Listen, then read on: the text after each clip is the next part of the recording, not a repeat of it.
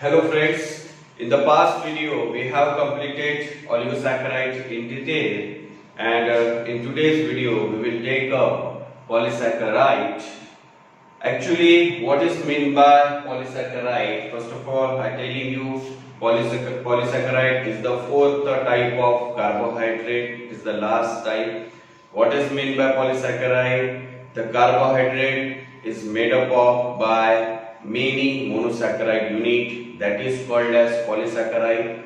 Many monosaccharide unit means it contains 1000 to above monosaccharide unit, and that's why it is called as complex carbohydrate. In this way, how can we define polysaccharide? The carbohydrate is made up of many monosaccharide unit is called as polysaccharide, and these many monosaccharide unit, it may contain 1000 to above monosaccharide, and that's why this polysaccharide is called as complex carbohydrate. It is commonly called as complex carbohydrate. Understand? So that this is the basic introduction of polysaccharide. Means it is made up of by many monosaccharide unit. It may contain 1000 to above monosaccharide, and that's why it is called as complex carbohydrate. Thereafter, regarding its physical property, actually they show some basic physical properties, and what are that? First one, polysaccharide are amorphous. Amorphous means these are powdery. Okay, the structure, or you can say the nature is like powder. That's why it is called as amorphous. These are tasteless. They don't have any type of taste. And last one, these are insoluble. They lack solubility property. In this way, this polysaccharide show main three properties. First one, amorphous. Second, tasteless. And third one is that insoluble. This polysaccharide show different basis of classification. Now, here we discuss about mainly two bases of classification. First basis of classification is that on the basis of monosaccharide unit. On the basis of monosaccharide unit, this polysaccharide is divided into two types, and they are, first one, homopolysaccharide. Understand? And second thing is that heteropolysaccharide. On the basis of monosaccharide unit, it is divided into two types, homopolysaccharide and second, heteropolysaccharide. So, what is meant by homopolysaccharide? The polysaccharide which is made up of by similar monosaccharide unit. The polysaccharide which is made up of by similar monosaccharide unit. Let's take any example, and if it is made up of by only glucose, thousands of glucose unit or thousands of fructose units, so that such a homopolysaccharide means such a polysaccharide is called as homopolysaccharide. Understand? What are the example? Like cellulose, starch, glycogen, these are homopolysaccharide, etc. Okay, what is meant by heteropolysaccharide? Heteropolysaccharide means this polysaccharide is made up of by different monosaccharide unit. Okay, this is made up of by different monosaccharide unit. Means take any example. Means it contain glucose, galactose, xylose, mannose, arabinose. Combination of many monosaccharide unit together form those polysaccharide. Is called as heteropolysaccharide. What is the example? That is hemicellulose. Hemicellulose, and you know this hemicellulose, like it is made up of, it contains glucose, fructose, glucose, xylose, mannose, and arabinose. Okay, this type of monosaccharide unit together contains many thousands of this type of monosaccharide unit together contains to form hemicellulose. Understand? So that this polysaccharide is divided into two types, homopolysaccharide and heteropolysaccharide. And what is the basis of classification? That is nature of monosaccharide unit. Second basis of classification is that on the basis of function. On the basis of function, it is again divided into two types. They are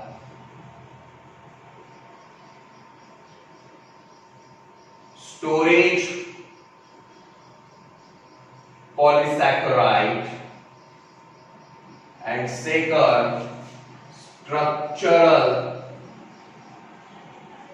polysaccharide. Okay, storage polysaccharide and structural. Those polysaccharide store itself in the organ, that is called storage polysaccharide. What is the example? Like starch, glycogen. Starch is the reserve food material of plant and it's stored in the in the form of grains. We will discuss later in a fruit or a root, and glycogen is called as the reserve food material of animal, and it's stored in muscles and liver. Okay, so that such a type of polysaccharide is called as storage polysaccharide. What is meant by structural polysaccharide? These polysaccharide actually form the structure of the particular tissue. Such a polysaccharide is called as structural polysaccharide. Take example, cellulose. Yes, hemicellulose too. And it form the cell wall of plant cell. That's all. So in this way, there are two bases of classification for polysaccharide. First basis of classification is that on the basis of monosaccharide unit, and second basis of classification is that on the basis of function. Okay. Second important thing is that when polysaccharide form and when many saccharide unit take part in the formation of polysaccharide, here also condensation and dehydration process takes place. Means when one by one monosaccharide added, at that time water molecule remove and to form a long chain. Okay, so here also means unlike in monosaccharide, unlike in disaccharide, when two monosaccharide unit come closer to each other, that is condensation and dehydration process takes place, means water molecule remove. In oligosaccharide the same thing, and the process of formation of polysaccharide is also same, that is condensation and dehydration, means water molecule remove, and which bond form in between the chain, in between the monosaccharide unit? Glycosidic bond. Which bond? Glycosidic. Okay, so that now in the next let us discuss about some examples of polysaccharide which have important means the question asked in such a examples topic in a previous examination. So that the first example is that some examples of polysaccharide, and first example is starch. Okay. Now, as I said, starch is called as the reserve food material of plant.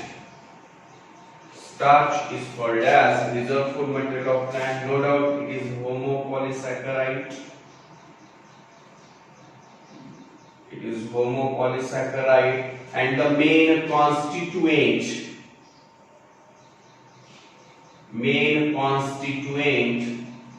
is that glucose unit.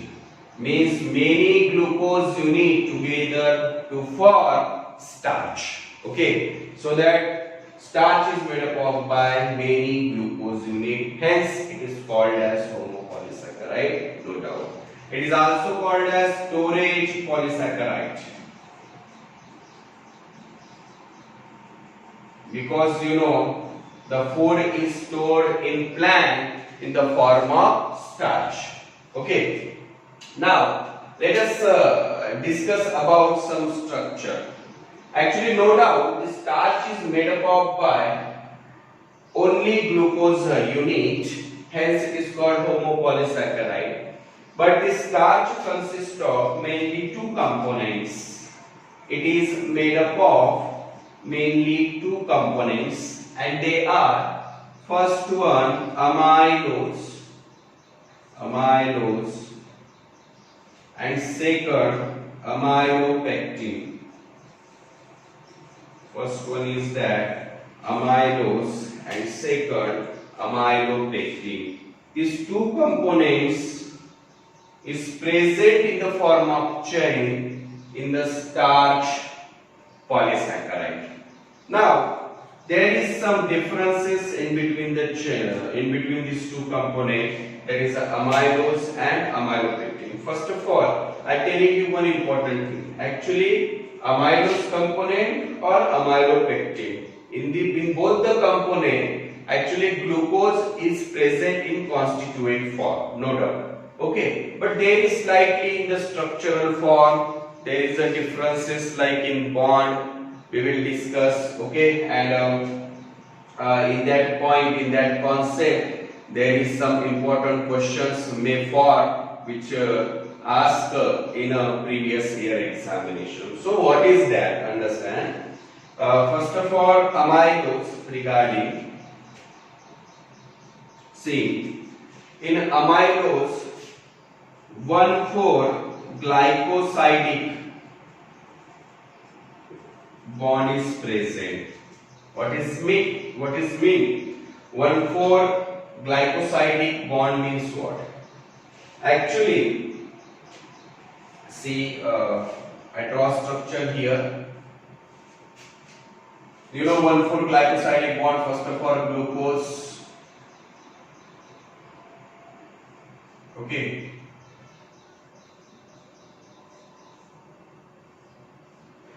1, 2, 3, 4, 5, and then 6. Okay, 1, 2, 3, 4, 5, and then 6. In this way, here the first carbon of one glucose and the fourth carbon of another glucose, it form which bond? Glycosidic bond. Hence, it is called as 1,4-glycosidic bond.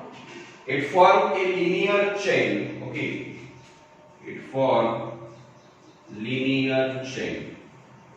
Okay, when amylose component are produced by means of glucose monosaccharide unit, it form linear chain. Linear and like spiral, like this. In this way, this amylose chain formation takes place. This is about the amylose. Now let us discuss about the amylopectin. You should understand and compare some comparative things. In amylopectin also, that is glucose unit is present and responsible for the formation of this chain. But when the glucose condense, which here two types of bonds are produced. They are 1,4-glycosidic bond, 1,4-glycosidic bond and 1,6-glycosidic bond. 1,4-glycosidic bond and 1,6-glycosidic bonds formation takes place during the formation of amylopectin component by glucose. How? Let us see. First of all, 1,4-glycosidic bond, it is very easy. This is the glucose subunit, okay, no doubt.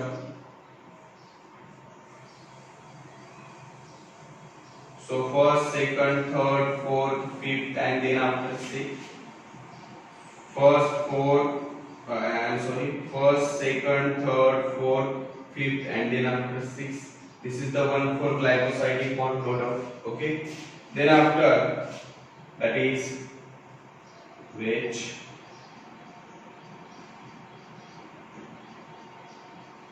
this is another glucose.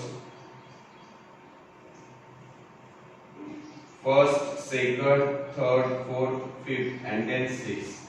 Okay. Now, first of all, what happened here? Glucose are linearly, one by one, glucose are linearly attached to one another by means of 1,4-glycosidic bond. Some glucose are attached to the 6th carbon of another glucose by means of first carbon, and here those bond formation takes place, that is called 1,6-glycosidic bond. Okay, in this way, this is the two types of bond formation takes place in the amylopectin. Second important thing is that here, unlike in amylose component, these are the linear chain. Here, branching chains are produced. Okay, that is a branching chain are produced. Means suppose like this is the linear form. If we see the whole structure or imagine the whole structure of starch, how these amylose and amylopectin are arranged. Like this is the chain form and this is the branching form. In this way, these amylose and amylopectin actually together bond and to produce starch. Understand? Now there is one important thing about amylose, and what is that? Actually, to study starch, if we stain by iodine, okay, important thing about amylase. What is that important thing?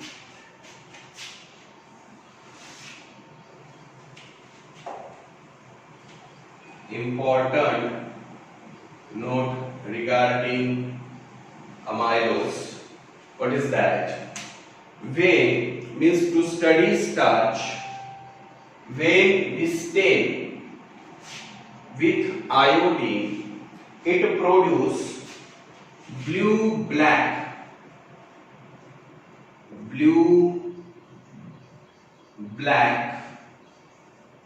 coloration with iodine. Why? Due to presence of amylose. Very simple. Due to amylose. Understand? Means these when iodine stained with starch, this iodine combined with the amylose, and therefore it produces blue black coloration. Okay, so this is the important thing about amylose. Understand? So that this is about some structural information about the starch where question may ask. Now you know very well. Actually, in plant, glucose is produced by means of photosynthesis. But why glucose, as it is not stored by the plant organ? The reason is, glucose is a reducing sugar and it is highly reactive. So that during photosynthesis, glucose formation takes place in leaf, that is called as source. Then after, when glucose transport from source to sink. Source means the place where glucose formation takes place by means of photosynthesis, and sink means what? The place where, very simple, it is a storage organ. Sink means what? Storage organ. The place where, that is, glucose is stored in the form of starch. So what is my important point? Glucose is produced by photosynthesis in source, then it transport to the sink means storage organ in the form of sucrose. Why? Sucrose is non-reducing sugar, non-reactive as compared to glucose, and it can easily transport from source to sink without any reaction. That's why glucose is not stored as it is in the storage organ, because glucose is highly reactive, it is a reducing sugar. Thereafter, when this glucose is transported in the form of sucrose and passed towards the sink, then it's stored in the form of starch.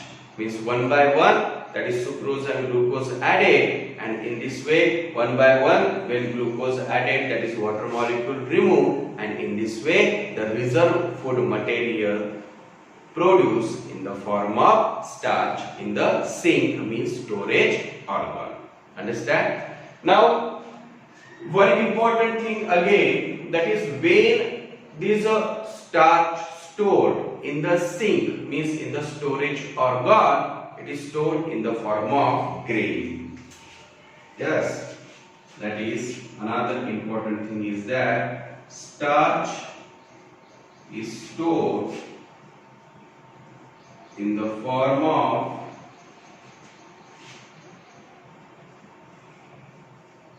grain. Okay, in this way, this is about the starch. In the next video, we will discuss about another examples of polysaccharide.